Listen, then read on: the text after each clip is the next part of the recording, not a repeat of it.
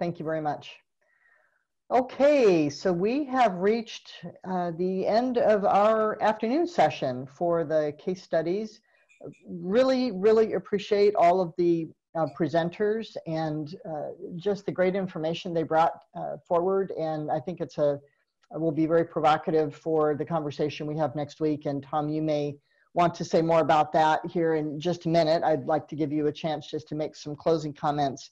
So mine are really just to be sure to remind folks that if you are involved in one of the breakout groups, if you're an active participant, you should have received an email that let you know that. And if you are a listener or a more of a passive participant in a breakout group, you should have received an email about that as well. And we're sorry to limit participation, but we think this will make for a better conversation. And then ultimately on June 8th and after, there will be an opportunity for everybody to jump in and provide feedback and comments on the work that was done at this online workshop and just carry things further. So everyone will get more opportunities to weigh in on things. The other thing to remind is for those that are in the breakout groups, on May 11th, please go to this Sagebrush Conservation Workshop at .participate.online site, and you will find the different topical areas, and you'll be able to find the materials for each of those breakout groups. So please remember to take a look at that on May 11th. So Tom, would like to give you a chance to make any kind of closing remarks on this second day of the online workshop. Yeah, thank you, Susan. I'd just like to thank the speakers today. Great presentations. I think Pat and I concluded our presentation yesterday by saying, stay tuned, the answers are out there, and we're going to hear about a number of them tomorrow, today.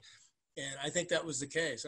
I was frankly inspired, and if it wouldn't be inappropriate and potentially violate social distancing guidelines, I'd like to reach out and hug each one of them for the good work that they're doing. You almost do get emotional learning about these things. And it's our challenge, I think, next week to figure out how if we could bottle that and put those kinds of implementation programs in place across the sagebrush biome, we'd have this thing whipped. If we had a Douglas core area restoration team for every 68,000 acres of sagebrush, and if we had the kind of coordinated approach that they're working on in Idaho with the cheatgrass challenge, or that we saw in Oregon, where they have so many collaborative conservation groups, they have to have a collaborative umbrella for the collaborative groups, and then they have another collaborative umbrella at the statewide level. We need that for the biome. So for those of you that are listening, thank you for hanging in there. It's been a long but interesting 2 days.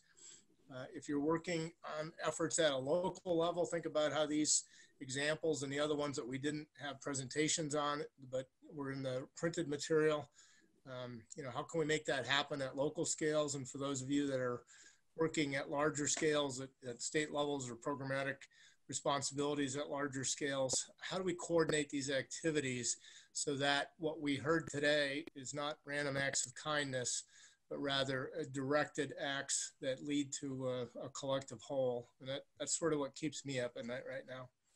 But anyway, thanks to you and your staff. I think with a couple of very minor exceptions, this went really well. Great. Well, thanks. Thanks, Tom, and thanks everyone for listening in. And we will sign off now, except for the team. Hang on for just a minute, the planning team, and the rest of you have a nice rest of your day and evening, and we hope to be interacting with many of you next week. Thank you very much.